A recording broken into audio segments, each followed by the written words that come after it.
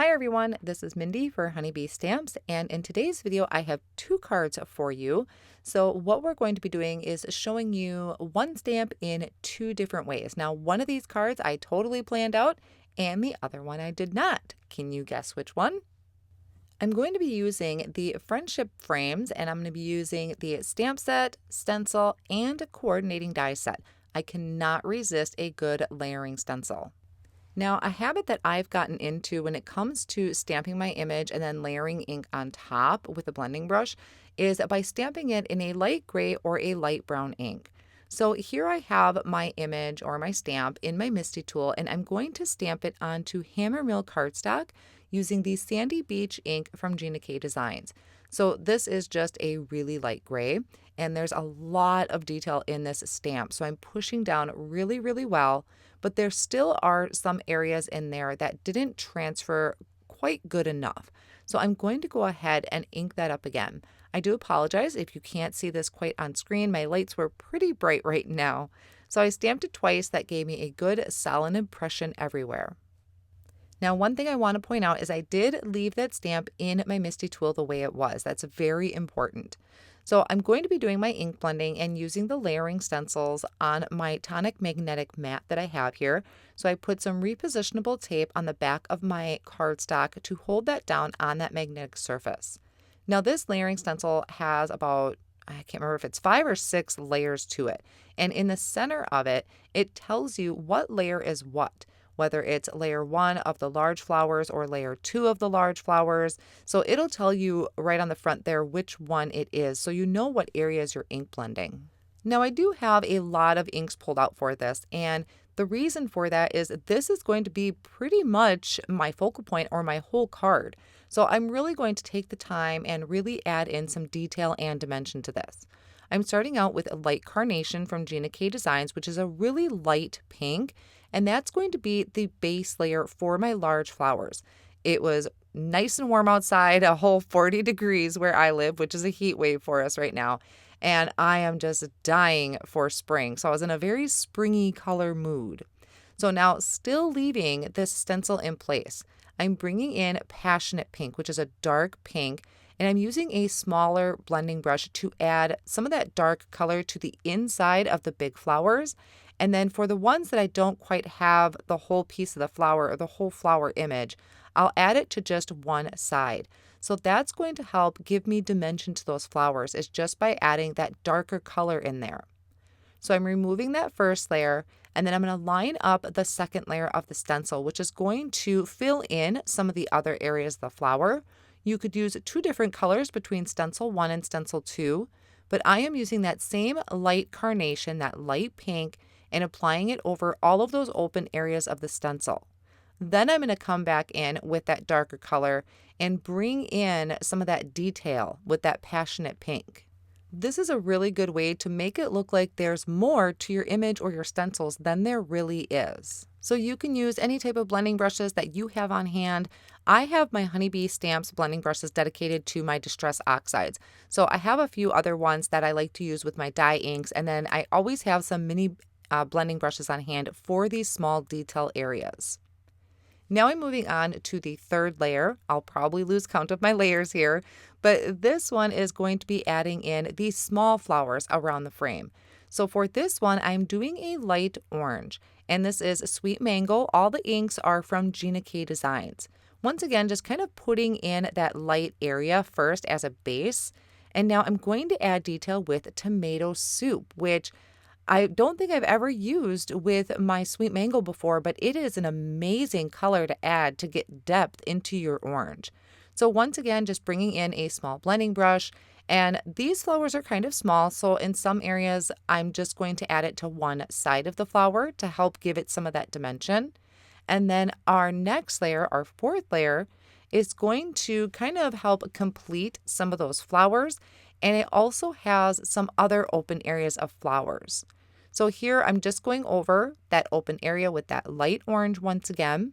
And then for those, I will add in the detail with that Tomato Soup. But first, these are those open flowers, so those smaller flowers. And I changed that up to be sweet corn, which is a nice light yellow. It's also going to fill in some of the centers of the large flowers. For some of those centers, I'm going to bring in wild dandelion and help kind of spruce those up a little bit, just putting it here and there because these areas are getting smaller, which is harder to add depth to. So now for my next layer that I'm going to bring in, this one really is focusing on the center of the flowers. And for that one, I will use my yellows. I think this is my darker yellow, or can't remember if it's my lighter yellow or not. Any yellow will do here just to fill in those areas and help kind of make those centerpieces pop a little bit more. Now we have our last layer of the stencil, and this one is going to be the leaves. So there's only one layer for the leaves, which is where this kind of two-tone shading really helps. So the first round I go with is a key lime, which is a really nice light limey green. So that's going to be the base layer of all of my leaves and the stems. Then I'm going to bring in that fresh asparagus, and I'm going to do the same thing where I'm using a mini blending tool and just kind of picking one side and trying to work my way up into the leaves. And I think this green really helped make everything else pop. It just kind of had that really nice spring contrast to it. So I'll go around and just kind of pick the areas, trying to add some of that darker color too. And that's going to finish off this layer. Now, I had purposely left my image in my MISTI because I wanted to stamp it in black ink. But when you work in a kitchen, which is where my craft space is, and people are walking in and out, you get distracted. So during this part, I was actually kind of talking to my daughter as I was working, and I just went ahead with the motion and I grabbed the coordinating die. Now, I had also planned on cutting out the centerpiece, which I forgot to grab too, but I went ahead, I lined up that outer image, held it down with some low tack tape, and I die cut that out. Then I'm bringing in that center die piece and just repeating that. I'm lining it up with the image, holding that down with the low tack tape and die cutting that out. So I needed a quick save to be able to still stamp this in the black ink. And I dug my piece back out of the garbage so I could use that as a placeholder for the piece I die cut out. So glad I thought of that. I don't always think of the solution right away, but I was able to use that as my guide so that it's perfectly placed with the image I have still in my MISTI. Then I went ahead and I inked that up with the intense black ink for Honeybee Stamps, just making sure everything is tucked in the corner where it should be, and then pushing that down really well. Now it gets a little nerve-wracking right here because it's stuck to my stamp, so I'm just carefully peeling that off so nothing smears and nothing gets bumped around. I place that back in there and I'm going to ink it up again because I need this to be really good solid lines all over the image. So while I could have really left that in that sandy beach color, I just really had my heart set on seeing how this looked with the black ink, and I'm glad I was able to still do that. I wanted to show you real quick how I'm going to clean this stamp because there's a lot of detailed areas in this. So I'm taking my scrubber block from Hero Arts. I'm putting a little bit of the Ultra Clean spray on there, and I'm going to scrub that while it is still on my MISTI tool. Then I just take a rag, a wet rag, and I wipe that Ultra Clean off. So that really got into those kind of detailed areas of the stamp. I have another panel here that I did stamp that in that Sandy Beach ink, and I die cut that out the same way as my blended panel, and I'm going to just attach this behind that blended panel. I like to have stability behind my cardstock because I like to ink blend on 80-pound cardstock, but I just need that to have some more stability behind it.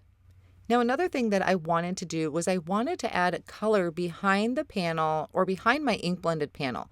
So this is technically going to be my card front. It's 4 1/4 by 5 1/2, and I'm using those same colors that I used on my flowers. So I have Passionate Pink that I placed in a couple areas on the side, and then I'm coming in with that Wild Dandelion. So this is going to show on the very outer edges of my frame and then also in the center. So as I'm blending towards the center, I'm kind of having that fade off into white. Then I brought in that Sweet Mango, and I thought I would just kind of spice that up, give that a little bit more contrast. So I brought in Tomato Soup, and I think this is where my mistake is. Not really a mistake, it wasn't what I was going for, because after everything is blended on, there was just way too much orange showing. And I didn't want that much orange showing at this time. You kind of have your heart set on things, and then when it doesn't go that way, I kind of put that off on the side for now, and I was going to think about it. Now for my sentiment, I had that picked out. I knew what I wanted to do. So this is a 2-piece sentiment. It says, "So very grateful." And then I think the bottom half says, "For your friendship," or something like that. So I knew what I wanted, but what I wasn't sure about was, did I want it heat embossed on black, or did I want it stamped in white or on white cardstock? So I'm going to do both. I have some black cardstock here that I prepped with an anti-static powder tool, and I'm stamping this down in some white pigment ink. Now I'm just being very gentle so I don't kind of squish those, because white pigment ink can get kind of squishy. So I'm just really careful with that. And then I'm sprinkling on the white embossing powder, and then I'm going to melt that with my heat tool. So I went ahead and I cleaned my stamp, and I stamped it in VersaFine black ink onto white cardstock. Then I'm sprinkling on clear embossing powder. So this is going to be nice and shiny. And then I'll be using the coordinating dies to die cut out both sets. I just like to kind of buff over those with a Swiffer cloth to kind of remove any excess powder that's on there, and then die cut them and set them off on the side. So now I can kind of play with my design and figure out what I like more. Did I like the black more, or did I like the white? So this is my ink blended flowers with that ink blended panel I did with my black sentiments. And then I just kind of took that off, and I'm looking at the white ones to try and decide what I like better. Now, I did decide on the white sentiment, but I started thinking maybe I want a white background, because it just felt more, I don't know, it was more springy feeling to me. It was just lighter, and I really liked kind of that lightness of the card. Like I said, so much orange on there. It's just not what I was going for. So I'm going with a white panel instead. I added some of these foam circles to the back, and then I could remove the backing and place that on the front of the card.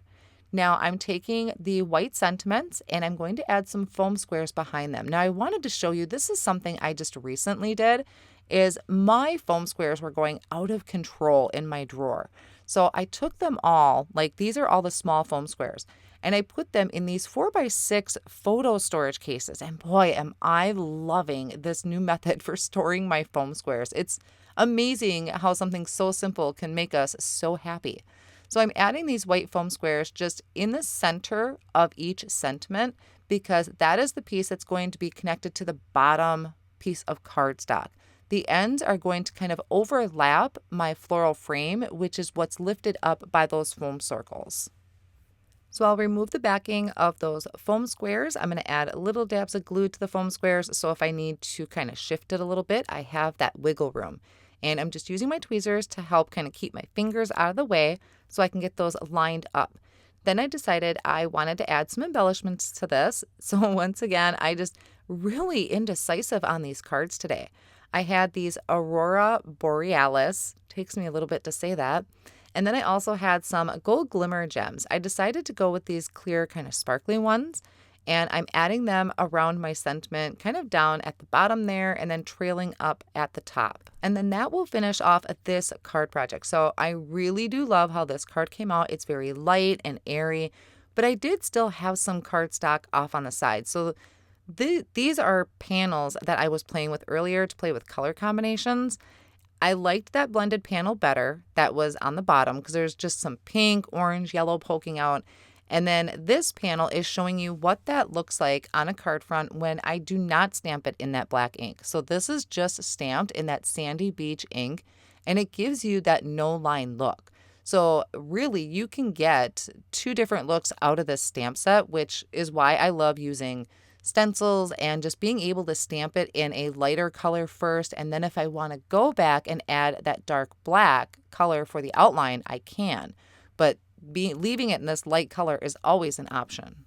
And then that was nice. I was still able to use my heat emboss sentiments that I had done. I hope you enjoyed today's video and card project. I will have all of the supplies listed down below in the video description and over on my blog as well. I want to thank you so much for joining us, and have a wonderful day.